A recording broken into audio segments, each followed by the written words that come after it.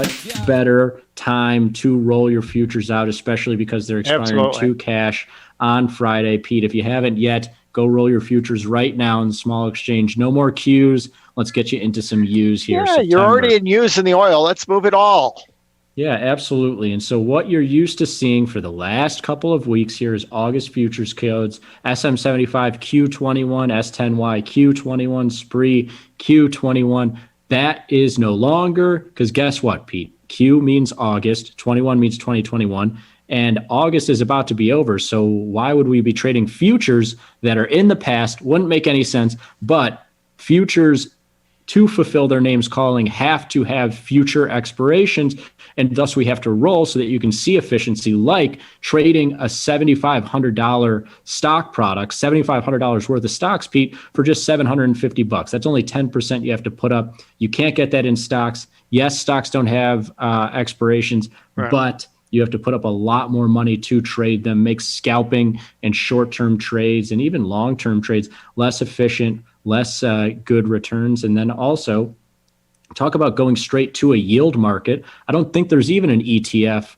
or a stock product that lets you buy and sell treasury yields like the S10Y does. So you have to deal with these expirations if you want to get stuff done in the futures world. There's expirations for every month, letters, numbers that coordinate between all of them. And we do this almost every time we talk about rolling, Pete. But why don't you tell us why you think we skip around from A, B, C, D, E, F, G, H, J? Well, it's actually my fault. And in terms of that, me and the other 2,000 knuckleheads on the trading floor, I's look like ones, O's look like zeros. Well, L looks like 1, 2. There's no L. Right. So, there is a reason why silver symbol used to be not SI but SV, so the V comes out. Well, no, the V stays in, excuse me. The Y, again, looks like a V, so that's why they don't use the Y. So they're again, trying to attach any reason to why is June M and there's no M in June and there's no Q in August. Don't worry about it. This is just its legacy for really understanding handwriting. Now, none of us deal with handwriting anymore. It's all on the screen, but this is just one of the few legacy holdovers from the world of pit traded futures. Yeah, it is like literally like you guys were all in a pit and you were like, what's the simplest way or the way that we could get the least user error out of trades? Because I am positive, Pete, that some of the earliest futures contracts utilized an I for April or some month, whatever it was, right. And some poor kid wrote down like I whatever it would be, I-71 or I-81 or something like that. There was some confusion. They messed up the orders. They thought they were hedged, and that guy got absolutely killed by his superiors in terms of messing up that trade and putting on a bunch of risk because they messed up the lettering or couldn't read someone's handwriting. So it's as simple as Absolutely. that. Let's look at what you need to do to roll this position. You could use the roll feature in your platform. You could use a spread trader in there. And it's as simple as I think almost every platform has some kind of spread trader or pairs trader or something like that. And Pete, it's as simple as if I'm long SM75 Q21, I just need to set up a single order to sell that Q21 and thereby covering my position and then buying it in the U21. Essentially, what I want to do is cover what I have that's about to expire and do what I want to get done, the exposure I want to have in the deferred month, which is U21 here. You could do it for any asset class.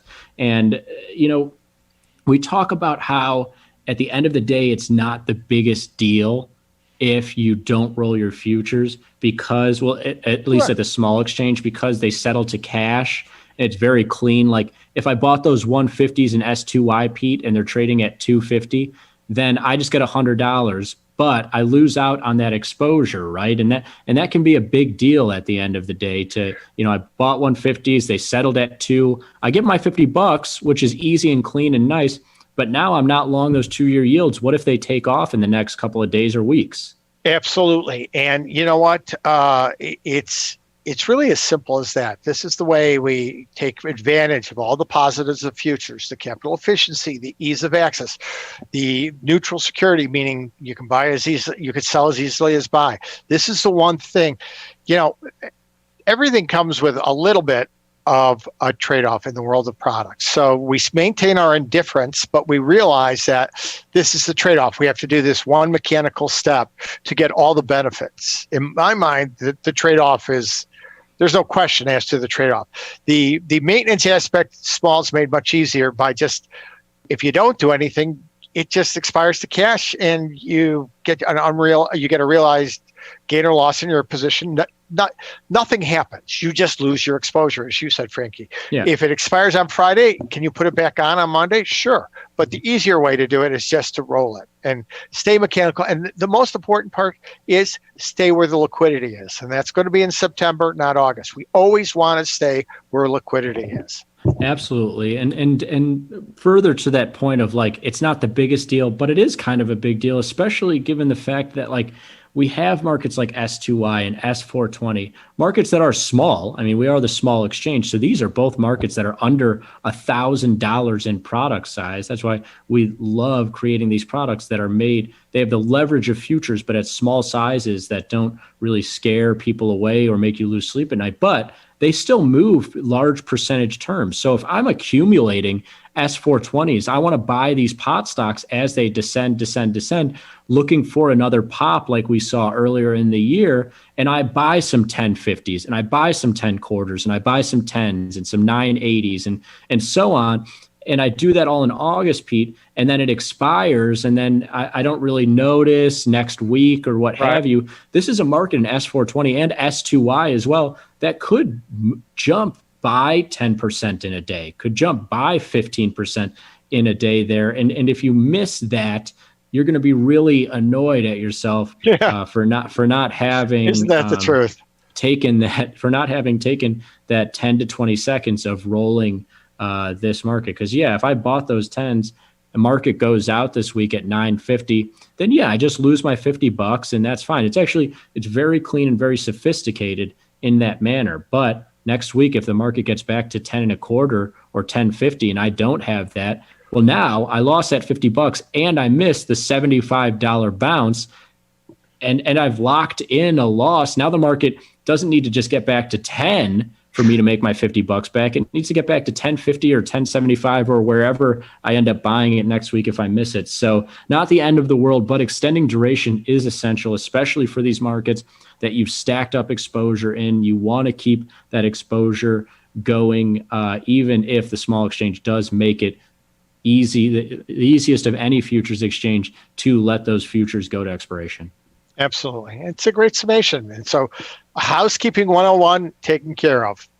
Absolutely, man. Let's get on to not housekeeping, but some more exciting stuff. We got some markets starting to jiggle around here. We got Chuckleheads coming up in 22 minutes. That's exactly right. Let's get ready for Chucklefest. Interest rates actually climbing going into Chucklefest, which is truly unbelievable. But we got some stuff wiggling around here. We'll see if we can get some trades done in the next segment. Thanks so much for watching Small Stakes. Stick around for Splash in the Futures coming up next. Thanks, everybody.